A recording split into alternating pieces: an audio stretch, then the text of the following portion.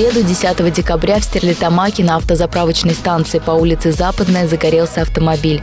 По информации пресс-службы Главного управления МЧС России по Башкирии, сообщение о возгорании ВАЗ-2114 поступило в 18:04 по местному времени. На место происшествия выехали 7 спасателей и 2 единицы техники.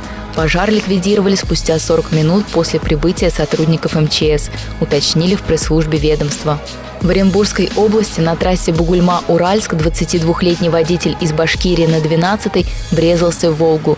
От удара оба автомобиля вылетели в кювет. В результате ДТП 23-летний пассажир ВАЗ-2112 получил перелом бедра. Сейчас он находится в Бугурусланской районной больнице. Оба водителя не пострадали, так как были пристегнуты, сообщает информационное агентство «Башмедиа».